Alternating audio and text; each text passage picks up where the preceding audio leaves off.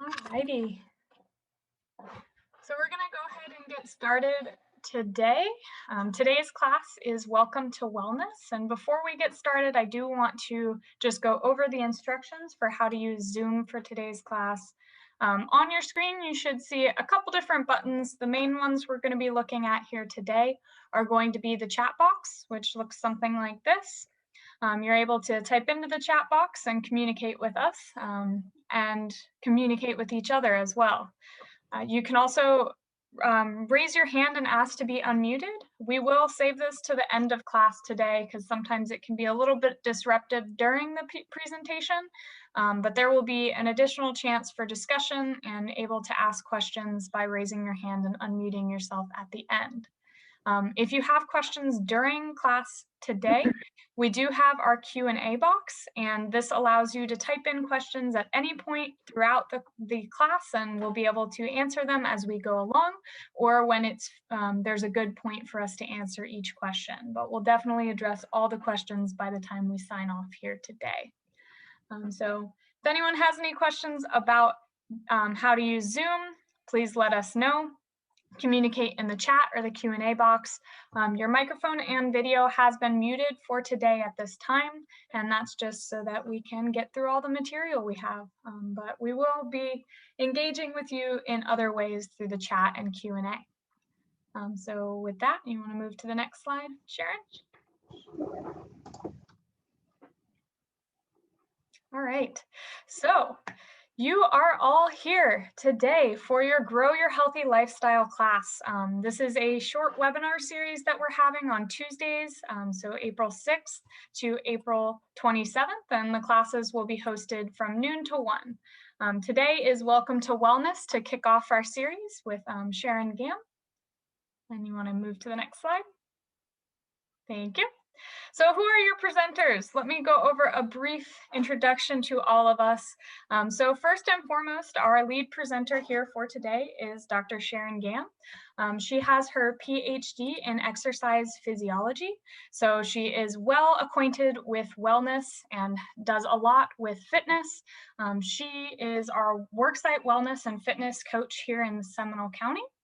And then our other presenters that you will hear more from us later in our series is Katie McCormick, our residential horticulture agent and master gardener coordinator, Tina McIntyre, the Florida Friendly Landscaping agent, and myself, Morgan Pinkerton, the Sustainable Ag and Food Systems agent, and we're with UF-IFAS Extension in Seminole County.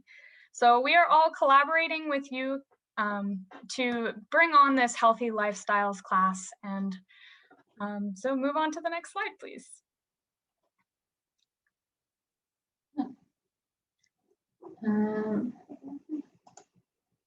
There we go. So what is Extension? Before we get into the content of today's class, we do want to go over this because some of you may not be familiar with what is Extension. It is a partnership between federal, state, and local government, and the main goals that we have are communicating science, that science-based information, to the community and to the public. But we also serve to hear the needs of the community and translate that back to the scientists so that more research can be done. Extension originally started because of the need to educate farmers, and there was a need for this movable education to bring the science to the community, the people who were the boots on the grounds that could really benefit from this science. So it was thought of originally as a movable school.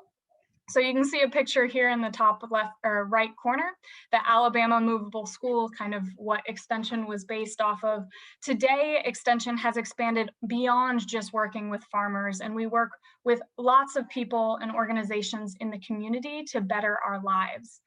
So we have a growing population, limited resources, a lot of environmental troubles as well. And so with these new problems, Extension is moving to continue to develop the community and make things better for the community in the long run, using that science-based information like I talked about already.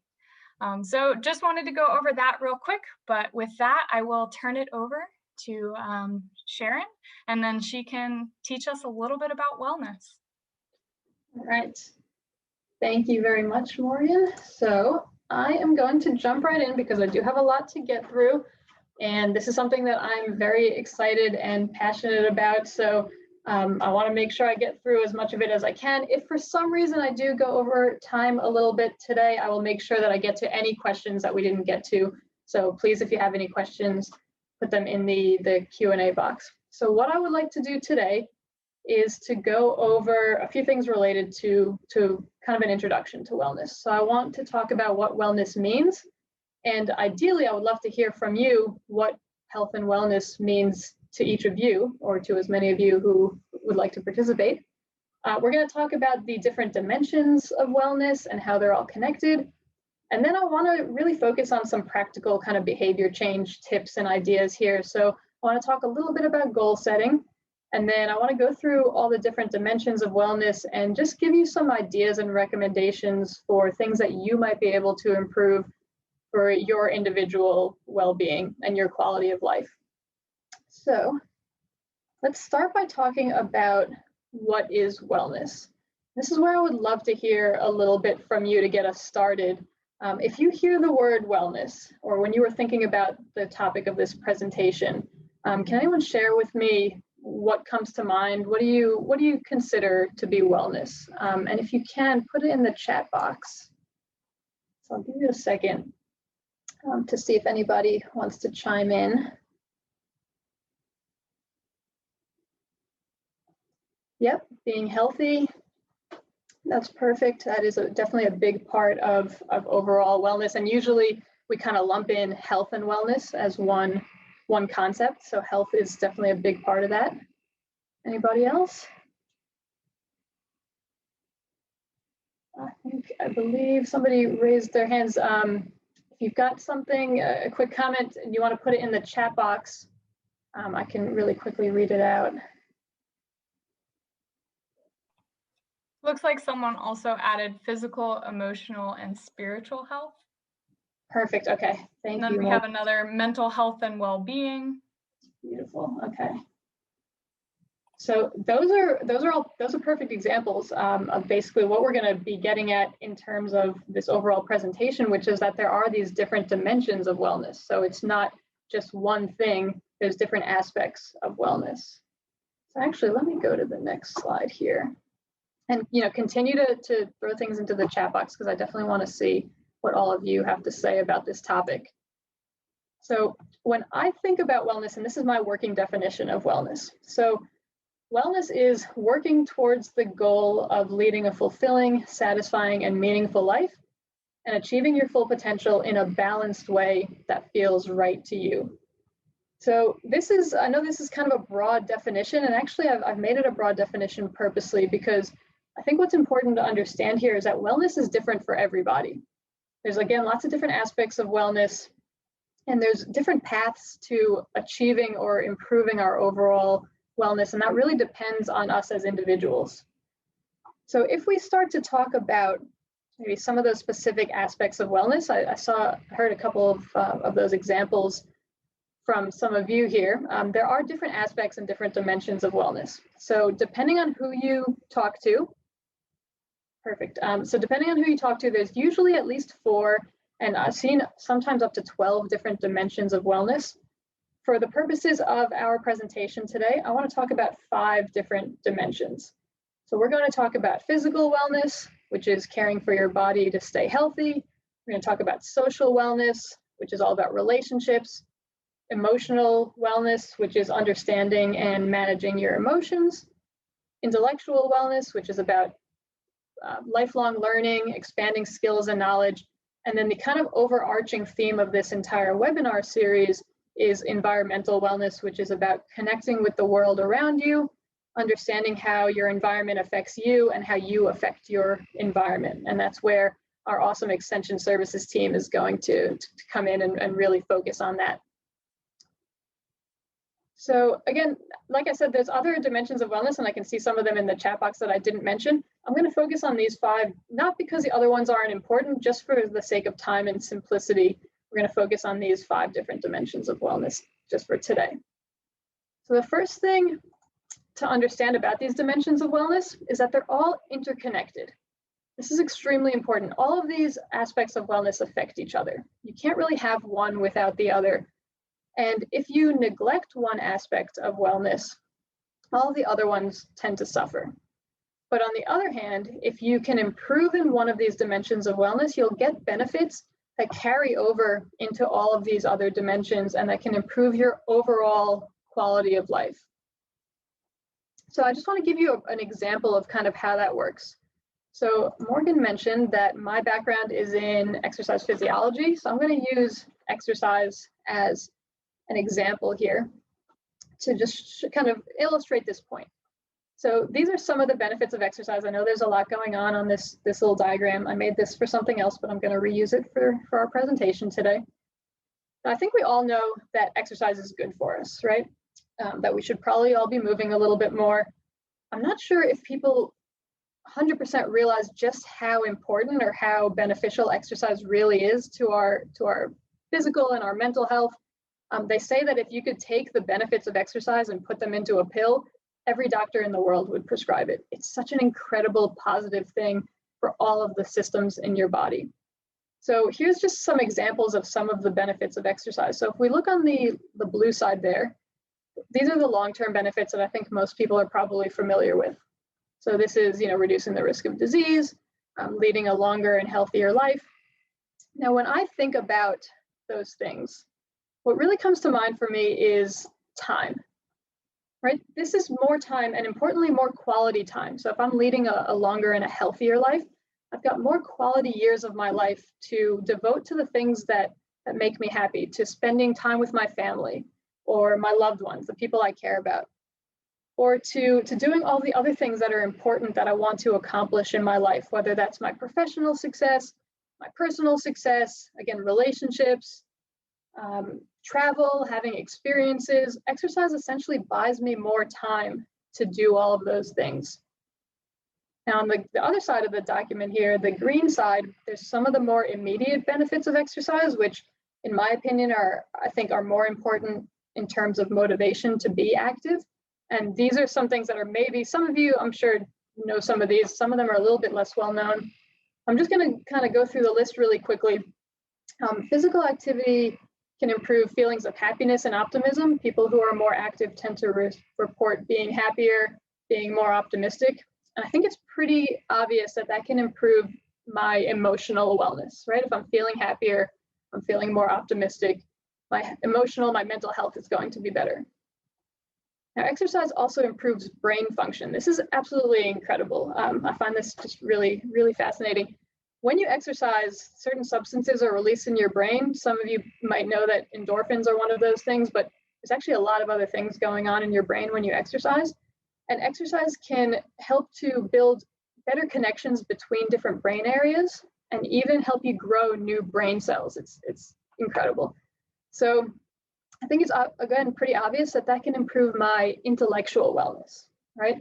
If I'm able to think more clearly, focus better, if my memory is better, that might help me to learn new skills or to make better decisions. And I can apply that to all these other aspects of my life in terms of opening all these doors, both professionally or personally. And that all stems from that benefit of exercise. Now, exercise also improves mood and decreases feelings of stress. This is where those endorphins come in. So some of you might have experienced this. I don't know if anybody has noticed that when you are more physically active, you feel better. And for me personally, if I'm not in a great mood, if I'm feeling a little bit stressed or frustrated for whatever reason, obviously emotionally I'm not feeling as good, but this can also impact my social wellness. Maybe when I'm feeling that way, I'm not as patient as I should be with my 2-year-old or with my husband. So it can impact the way that I relate to people. But on the other hand, if I can improve my mood, or if I can feel less stressed through physical activity, well, then maybe I'm able to relate to people better. Maybe I can build better relationships that way. And that, again, opens up all these doors for me to improve my overall wellness and my overall quality of life. Exercise improves feelings of confidence and self-esteem. Again, that can impact my emotional wellness, maybe my social wellness as well. If I'm feeling better about myself, I can relate to people better. I think a big part of The way that we relate to others is really about the way that we feel about ourselves. So this opens up new avenues for me to improve my relationships, or my intellectual or environmental wellness as well. Maybe if I'm feeling more confident, then I'm more likely to step out of my comfort zone, try a new skill, try a new hobby, or take action on an issue that's important to me, like my environmental wellness, for example. So again, this opens up all these doors for me. Exercise improves energy levels, helps you sleep better. This is a huge one. Energy is a precious and valuable resource that you can apply to every other aspect of your life. So if you've got more energy, you can use that, again, for your social wellness, for your intellectual or environmental wellness. It can help you to do the things that you need to do in your life, your responsibilities, but also the things that you want to do, the things that are important to you. And again, I think you get the idea here. It's the same with being in less pain. You feel better, you've got more resources that you can devote to other things in your life. So this is just one example of how one aspect of one dimension of wellness can have these far-reaching effects into all of the other dimensions of wellness and can help you improve your overall quality of life. So now that we kind of get an idea for how this works, again, I want to reiterate that all these dimensions of wellness are interconnected, right? So we could go, I'm not going to, I know that takes a lot of time, but if we wanted to, we could go through every dimension of wellness, look at the benefits, and kind of connect the dots as to how that could improve all of those other aspects of wellness. But another important thing to consider with wellness is this idea of balance.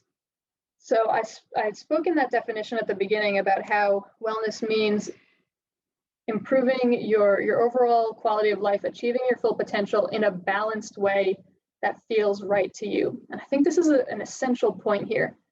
Not everybody's lifestyle, not everybody's idea of wellness is the same. So for one person, maybe their physical wellness is the most important thing to them. Maybe that's where their priorities lie, their values, this is what they spend the most time and effort on. But for somebody else, maybe their social or their emotional dimensions of wellness are their main priorities, the most important thing to them. And both of these things, or any combination of these, are perfectly valid and great ways of viewing wellness and overall quality of life. And I think it's really important that each of us take some time and figure out for ourselves what our priorities are, what our values are, and then find ways to improve in all these different dimensions of wellness while still keeping and respecting that value or that balance for ourselves. And I'm going to come back to this point a little bit towards the end. So how do we actually start working on creating some wellness habits? So again, I spoke earlier about how wellness is working towards a goal of, again, leading a fulfilling, meaningful, and satisfying life. So goal setting is a really important part of this process. So before we get into some ideas and recommendations, I want to really briefly talk to you about how goal setting works. So there's not necessarily a right and a wrong way to set goals, but there is an effective, better way to set goals. And it's basically, I'm going to go through like a 3-step process here. So the first step in setting goals is to set what's called an overall goal or an outcome goal. So this is the end result that you want to achieve. So for example, we're going to use decreasing blood pressure.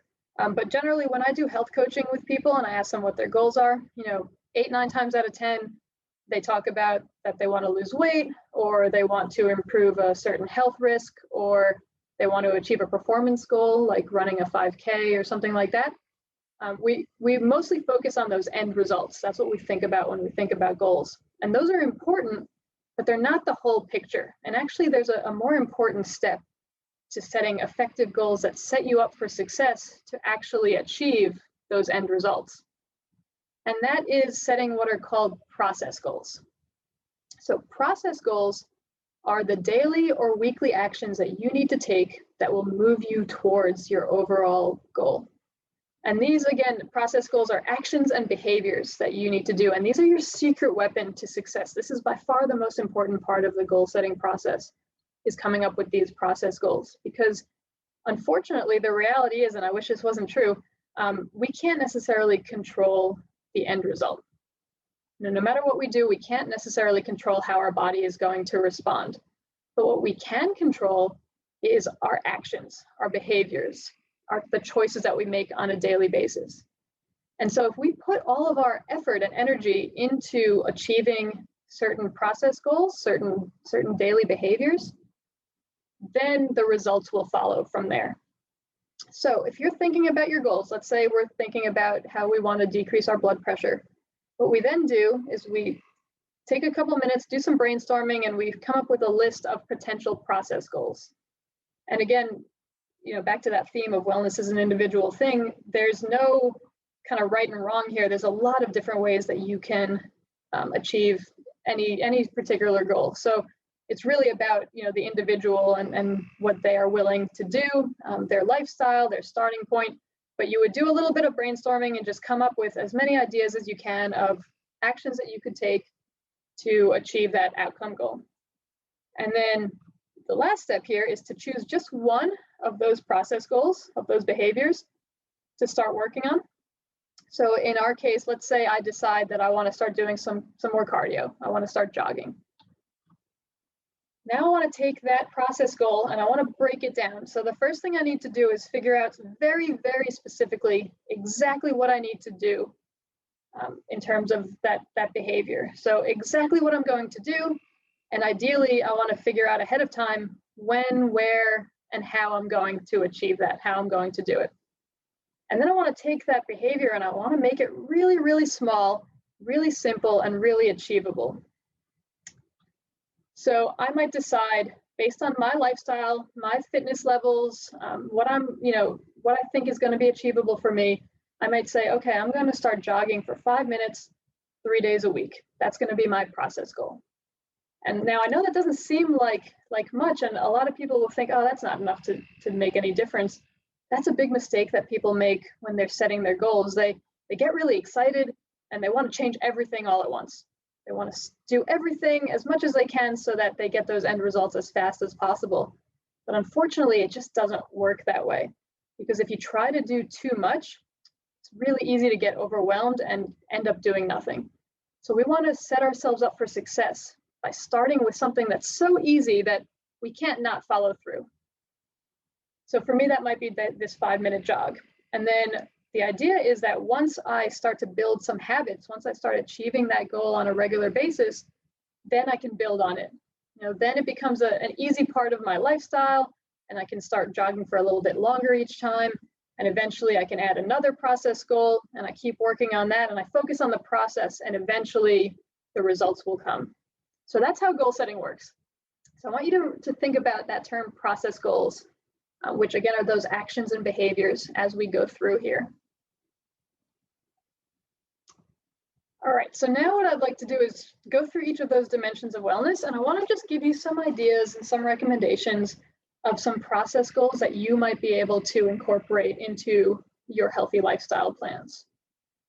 And as I go through this, what I want to do, first of all, is get some of your feedback. So as we're going through, I want to have almost a brainstorming session. So if you have some ideas, some experience, something that you want to share, please put it into the chat box so that maybe somebody else in here might benefit from your experience as well. And because our overarching theme of this webinar series is the natural environment, as much as I can, I'm going to try to tie each wellness goal or each wellness dimension into some things that you can do that incorporate the natural environment. And I think that that's really important because there are actually extra health and wellness benefits that come from connecting with our natural surroundings. There's a lot of research on this. This is just one example. People who spent at least 2 hours a week outdoors were 59% more likely to report being in good health, 23% more likely to report high levels of well-being. So connecting with the natural environment really does have mental, emotional, and even physical benefits. So that's why I want to focus on that today as well. So let's start with physical wellness. Again, this is where my background is, my area of expertise. So we're going to talk a little bit about physical activity, a little bit about healthy nutrition. And again, as we go, I want you to try to think about, or if you can, write down, some process goals that you might be able to work on. So hopefully the end result is that you'll have a list of all these different process goals, or again, the actions and the behaviors.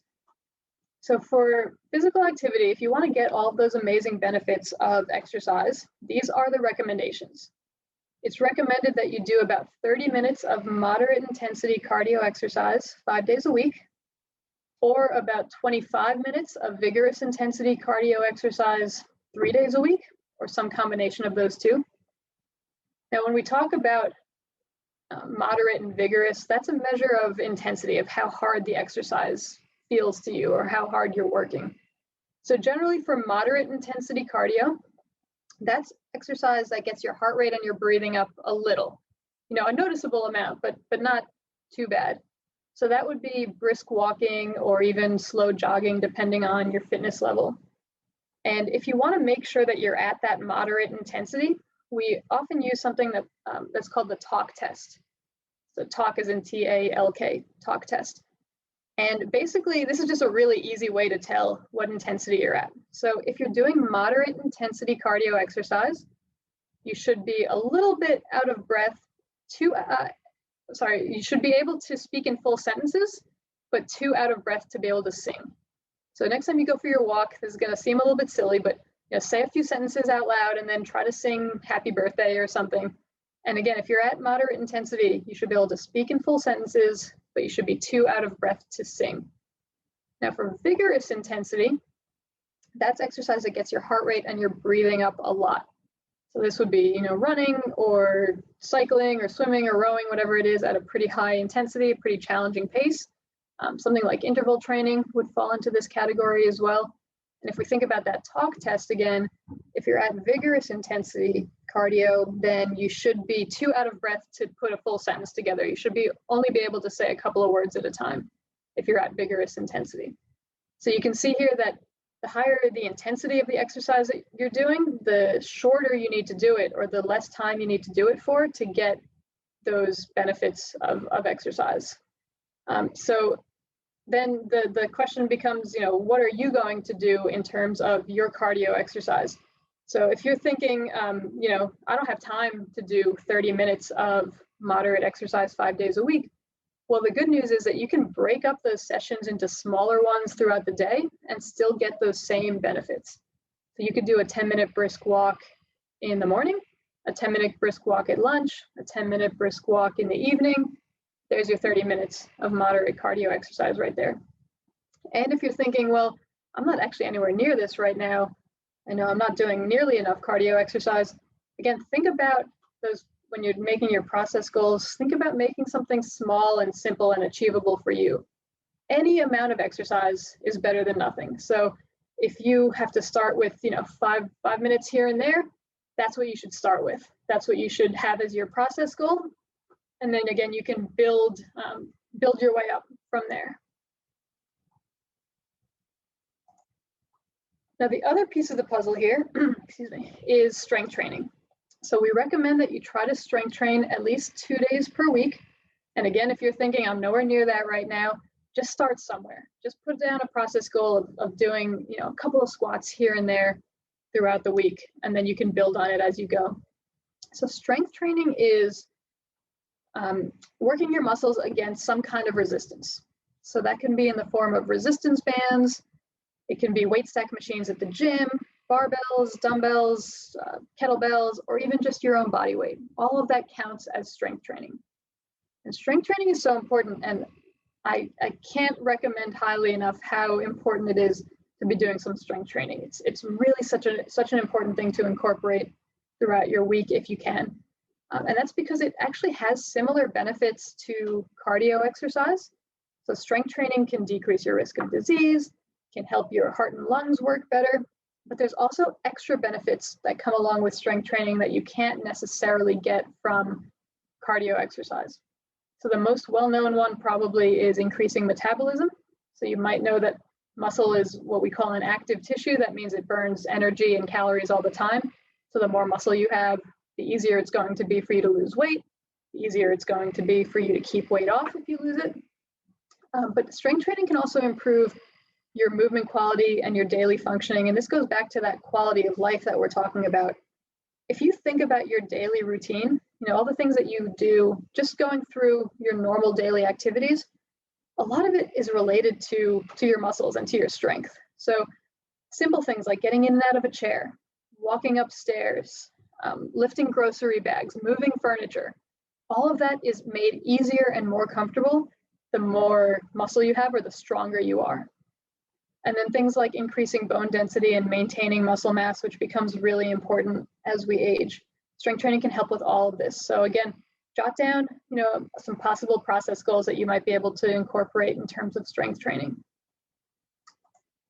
And then the final piece of the puzzle in terms of physical wellness is what we call lifestyle activity. So this is just sitting less and moving more. So you might know that sitting for long periods of time increases the risk of some pretty serious health problems, including cardiovascular disease, type 2 diabetes. So the recommendation is that we break up long periods of sitting, or at least change positions pretty often. So generally we recommend that you do this at least once an hour.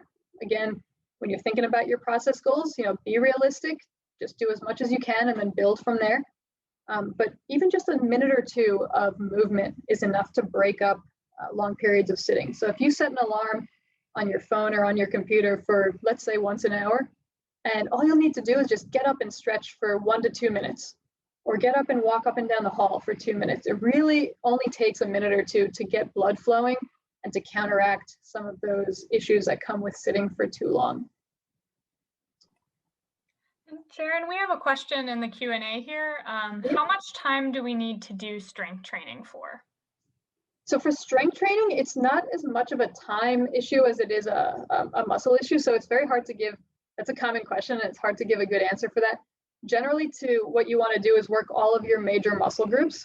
So that is your chest, your back, your legs, your shoulders, your arms, and your core. And usually you can do a good full body strength training session within probably 45 minutes or less, but it kind of depends on the equipment you're using and how hard you're working, like how much rest you need in between. So I usually try to budget about 45 minutes for a strength training session, but as long as you're hitting all those major muscle groups, that's really what the most important thing is. So there is a lot more to it than, this is kind of an oversimplification, but if anybody would like some, I love strength training. I'm a certified strength and conditioning coach. So if anybody would like some individual help with this, just reach out to me and I'd be happy to show you how to put together a good strength training program. All right, hopefully that answers that question. So if we move on to healthy eating here. Now, I'm going to spend a little bit less time on this than I did on the physical activity. And I think with healthy eating, this is really more than anything, such an individual thing. There are so many paths to healthy eating. There's so many different ways that you can eat healthy.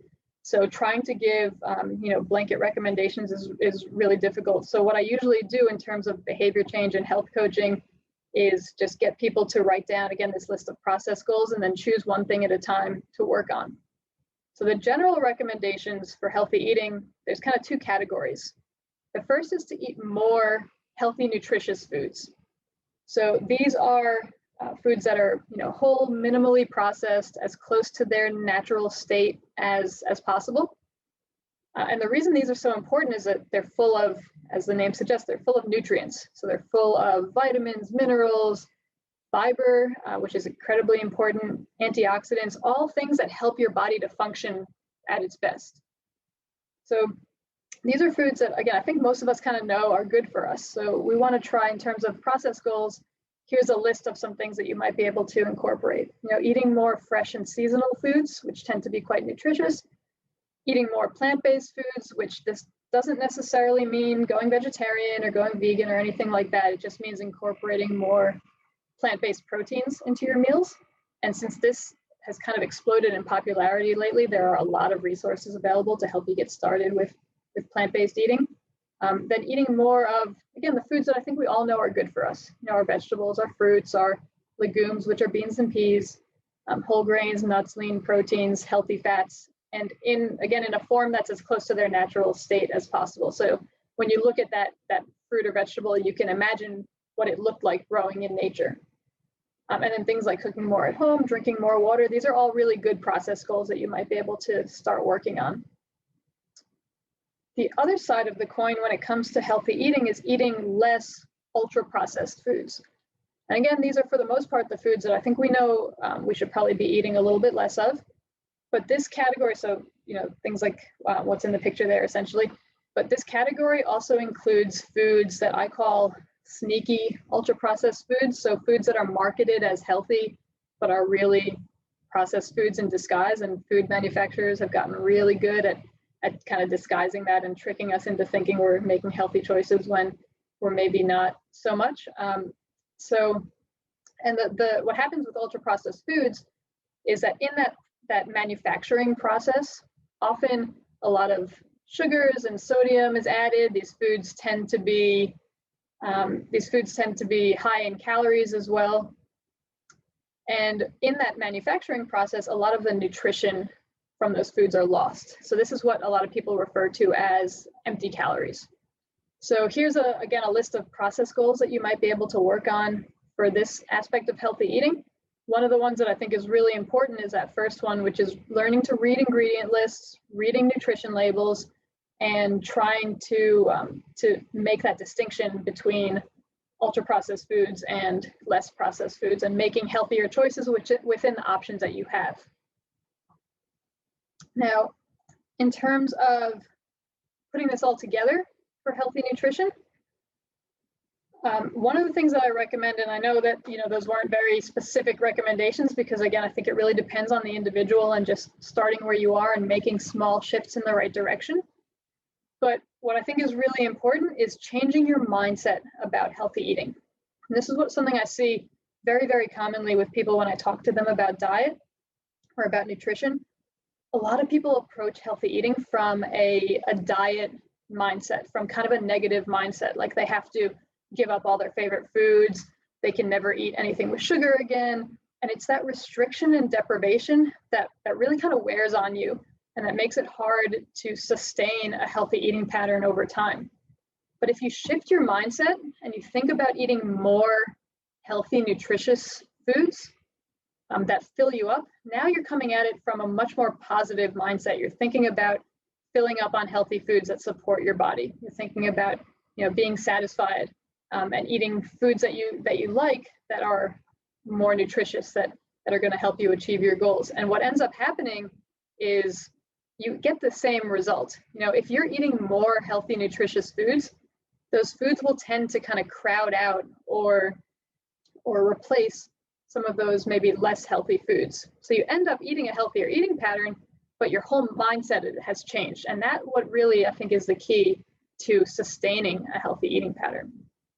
So again, I usually work with people on the details kind of individually, but if you want to see what an overall healthy eating pattern looks like, I would recommend taking a look at the Mediterranean diet, something like the DASH diet as well, which was developed specifically for people with high blood pressure. But this is just a good example of a healthy, balanced, realistic eating plan for most people.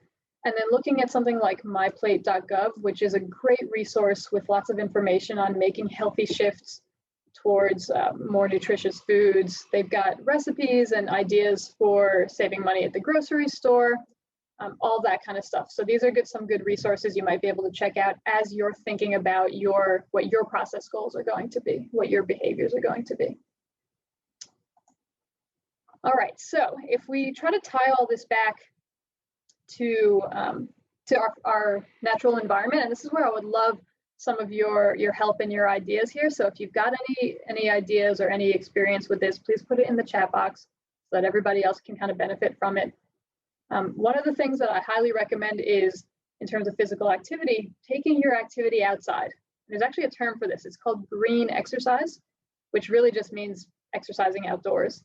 And there's evidence that green exercise provides additional benefits above and beyond what you would get from doing the same exercise indoors, particularly mentally and emotionally, but also in terms of your physical health. So if you're in Seminole County, we are very, very lucky here. We've got access to lots of beautiful outdoor areas where you could exercise. The Seminole County Natural Lands Division operates, I believe it's 8 different natural lands areas and 1 preserve, which have beautiful hiking trails. I personally really like Black Bear Wilderness area, which I think is technically Sanford, like kind of Heathrow area. And we also have lots of parks, both active and passive parks, and paved trails where you can do your walking or do your cycling. Again, I really like the Seminole Wekiva Trail. If anybody out there has, a favorite park or a favorite trail that you'd like to share, maybe that could help somebody else take their exercise outdoors a little bit. And both of the websites on there are county government's websites, where you can find out exactly the location of all of those natural lands and parks and trails areas. Then on the healthy eating side, again, we're really lucky in Seminole County. We've got all these great farmers markets, and you could also check out something like community supported agriculture. So Morgan is actually the subject expert in this area, and she's going to be talking about this a little bit next week and then a little bit in the last webinar. But if I could just give my non-expert opinion here, I am a big fan of community supported agriculture. So I joined a CSA probably about 2 years ago, and it is fantastic. Every week a bag of fresh vegetables gets delivered to my house. There's always something different in there. It's always something that's local and seasonal.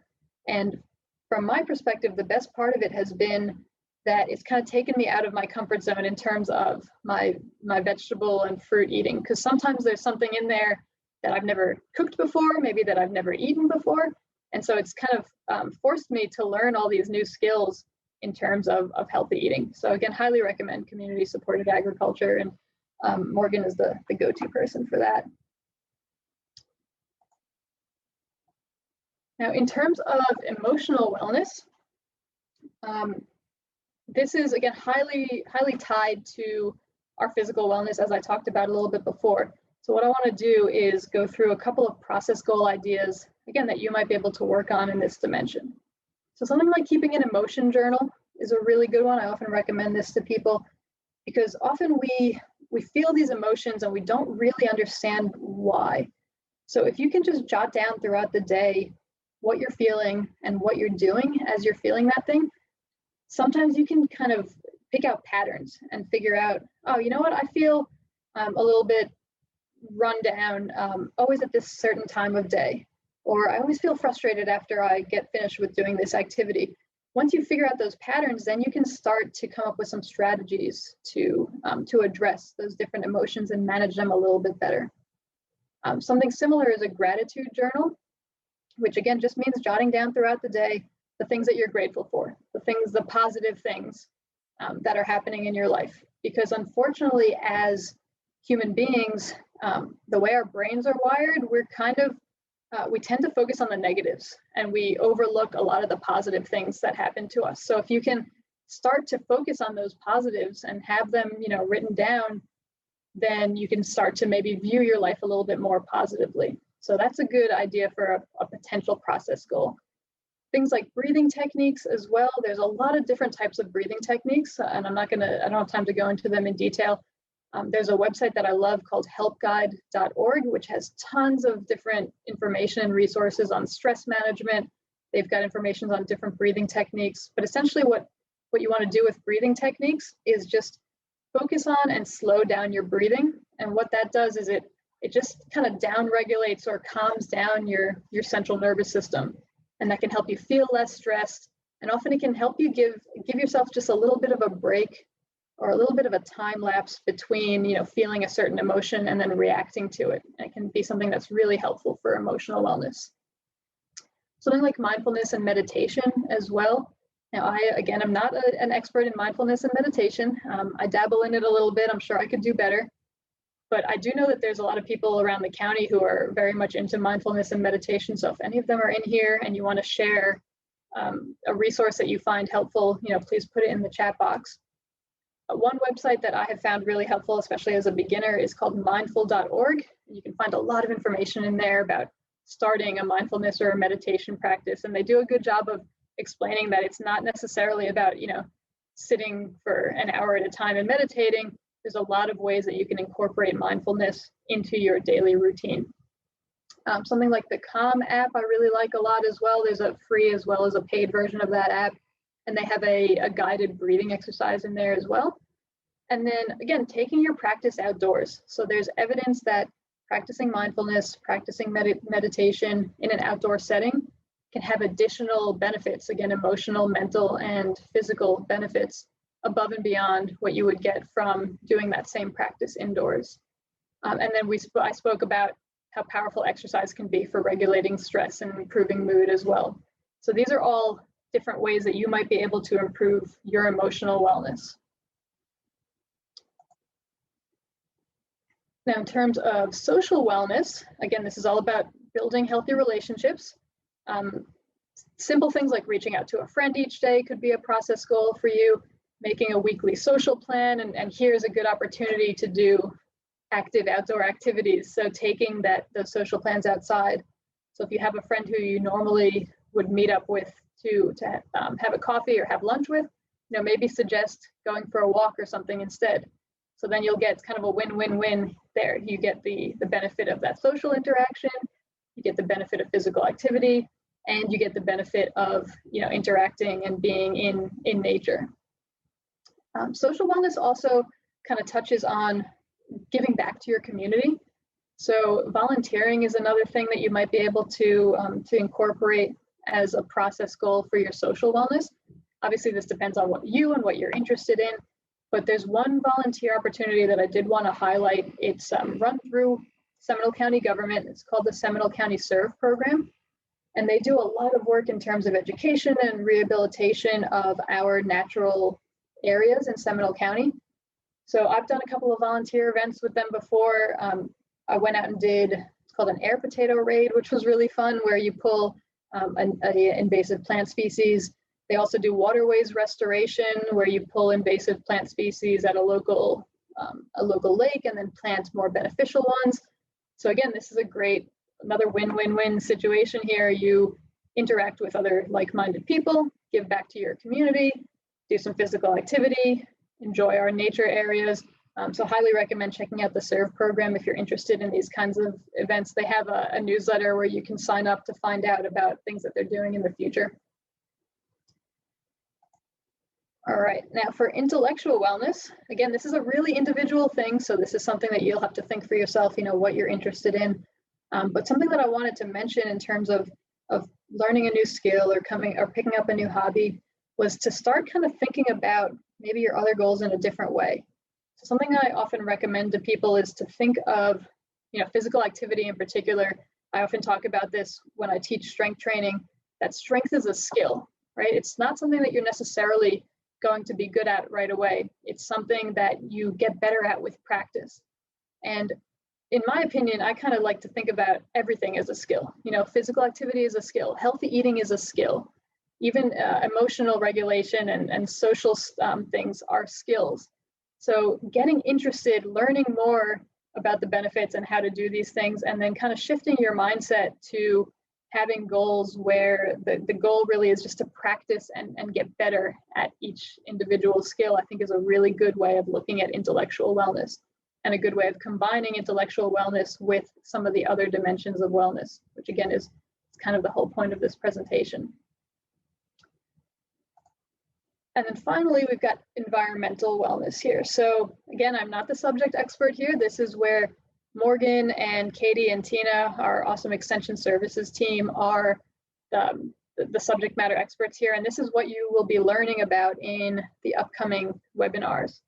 So they're going to talk to you about our environment, about the significance of natural areas, about our local food system, and about ways that you can start taking action to improve your environmental wellness. So in those upcoming sessions, as you're listening to their presentations, keep in mind that idea of process goals, and maybe make a list of a few ideas of things that you might be able to start taking action on. All right, so hopefully what we've got now is some ideas, or at least a list of maybe some potential process goals, so actions and behaviors that you might be able to take in each of those dimensions of wellness to improve your overall quality of life, your overall well-being. So remember, the next steps with goal setting is to choose, just one thing at a time. We don't want to do too much too soon. So decide on one thing that you want to start working on, and then break it down to be really specific, figure out exactly what you need to do, and make it small, simple, and realistic and achievable. And then all you need to do is just start working on that behavior. And over time, it'll start to become a habit, and then you can start to build on it. But before I kind of wrap up here and see if we have any more questions, I do have a couple of pieces of advice for bringing this whole idea of wellness together. So when you're thinking about your process goals, when you're thinking about the plans, your action plans, the things that you're going to do, I want you to think about your priorities and your values, right? We all have things that are important to us in a really deep and meaningful way. So we call this, in behavior change or in health coaching, we call this finding your why. So this is thinking really deeply about the things that really motivate you, that are really important to you in your life. And we all have things that we prioritize, that we make time for because they're important to us, right? So no matter how busy we are, no matter how stressed we are, no matter how many obstacles are in our way or how much time and effort it takes, there's always something that we do on a regular basis. And generally we do that because it's in line with our deep and meaningful priorities and our deep and meaningful values. So I want you to try to think about what those are for yourself. And then when you're thinking about setting your process goals or starting your behaviors, try to think about ways to incorporate your goals with your values. So very importantly, make sure that you're not giving up or interfering with your priorities and values when you set your goals. And this is something that I see a lot that I wanted to kind of point out really quickly. I see this with healthy eating more than anything, probably. Somebody will come to me and they'll say, hey, I started this diet because maybe they wanted to lose some weight, and their neighbor or their sister lost a lot of weight on this restrictive fad diet, and they decided to try it as well. So they've gone on this diet, and of course, those kinds of diets, which I do not recommend, by the way, by their kind of restrictive nature, they force you to give up a lot of the foods that you like. So let's say for this diet that this person is on, one of the things that are off limits are restaurant food, which is pretty popular with fad diets. They don't tend to leave any room for going out to eat. But this person is committed to the diet, so they start to cancel their social plans. They stop going to their weekly happy hour, or they stop going out to lunch with their coworkers, more pre-COVID. But in any case, they start to give up those social experiences. But maybe for this person, their social dimension of wellness is the most important thing to them. Maybe that's where their really deep and meaningful values lie. And now they're having to give that up. So even if this person is able to lose weight on this restrictive diet, if we think about that overall balance of wellness, that overall balance of quality of life, have they really improved their wellness by going on this diet? I would say probably not. And realistically, again, if they're having to give up something that's really meaningful to them, that social experience, are they really going to be able to stick to that restrictive diet in the long term? Again, in my experience, I would say no, they probably won't. So what I'm trying to say here is don't change your lifestyle to fit your goals. Find ways to set goals that fit within your lifestyle, that support your values and your priorities, where you can make small changes in the right direction, but still maintaining that overall balance. This is really important. And finally, when you're thinking about your process goals and your actions, I want you to think about how your goals can support the things that you value the most. So I kind of went through this in that example about the benefits of physical activity. But if you can really identify things in your life that are the most important to you, and if you can really identify how these healthy behaviors that you're trying to implement can support those things, this is huge for long-term motivation and sustainability, because it builds something called internal motivation or intrinsic motivation, which is the most powerful type of motivation. It basically shifts your mindset from thinking, oh, I need to do this, so I need to exercise, or I need to eat healthy because I want to achieve some end result. When you can make those connections and you can really feel how your goals are supporting the things that are important to you in your life and are increasing your quality of life, that your whole mindset shifts and you start to think, I want to do this. I want to be active. I want to eat healthy because I can see and feel how it's impacting my overall quality of life, my overall wellness. So I really want you to try to consider that when you're making your plans and coming up with your goals. Think about the big picture, that overall balance. All right, I think I got a little bit of time left. So did we have any questions? It looks like we do have a question in the Q&A box right now. Someone asked, if I'm elderly and walk 3 miles a day at a moderate pace, how does this benefit compared to cardio? I don't jog. So I guess in comparison to a more intense version of cardio. So that actually, that counts as cardio, what you're describing. That is moderate intensity cardio exercise, and that has a huge amount of benefits in terms of your physical health and that overall quality of life. So I think that would definitely fall within that recommendation for getting approximately 30 minutes of moderate intensity cardio exercise 5 days a week. And really, again, when we talk about those recommendations, you kind of have to scale them to you. So it depends on your abilities and your fitness level. So as long as you are walking at a pace that increases your heart rate and you're breathing a little, and that pace is going to be different for you than it's going to be for anybody else. As long as you're hitting that moderate intensity where you're feeling like your heart rate and breathing are up a little bit, that's cardio right there. You're going to get a ton of benefits from that. So I would honestly continue to do what you're doing. If you're interested in increasing the intensity a little bit, I would start very, very, very slowly and just trying to push a little bit harder each time. But for the most part, I don't actually know if it's necessary because it sounds like you're already achieving those guidelines.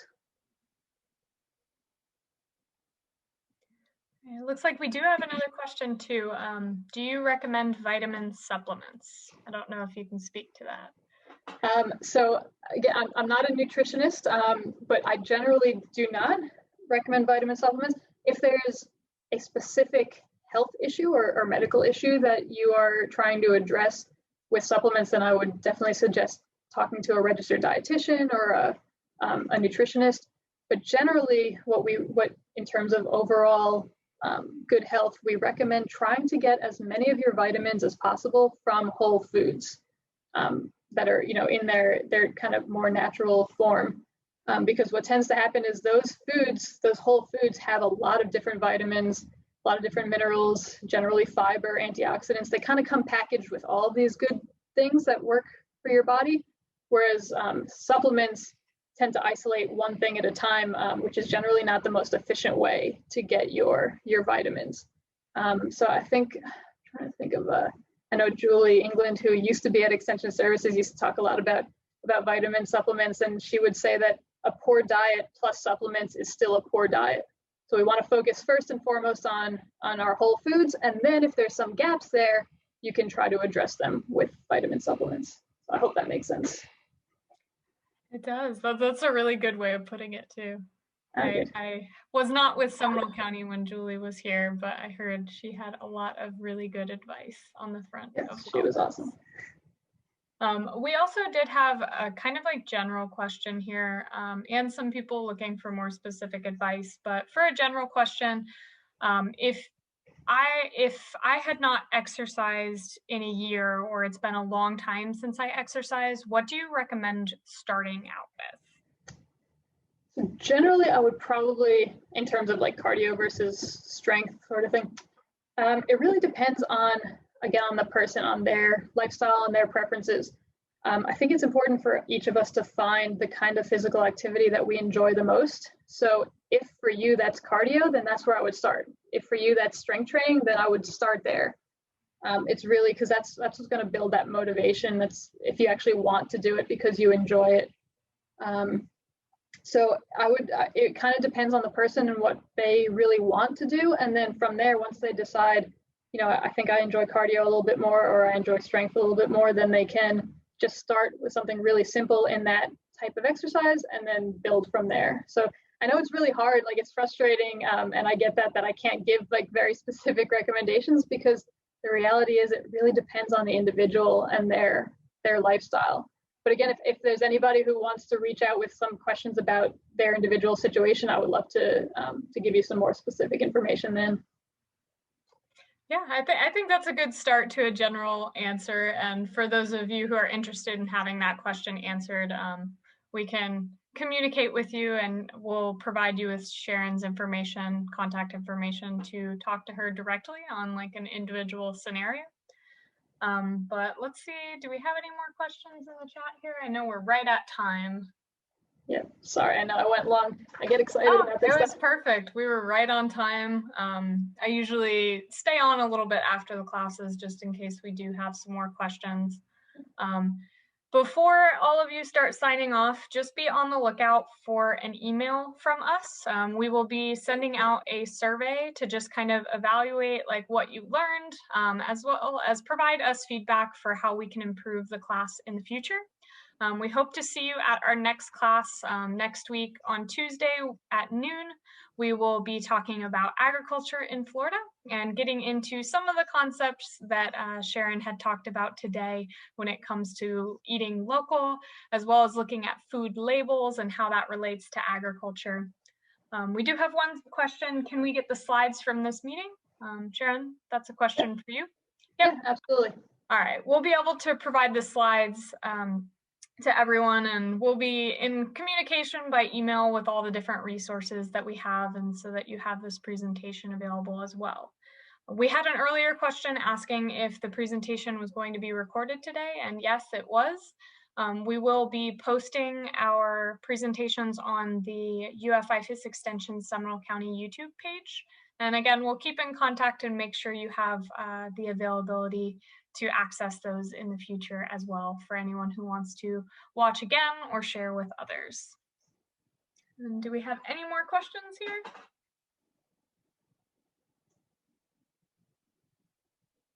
We'll stick around here for a few seconds in case anyone thinks of anything. But thank you all for joining us here today. I really hope that you were able to learn a little bit of something. I know I did. I need to start developing my goals a little bit better. And thank you, Sharon, for a wonderful presentation. Yeah, thank you.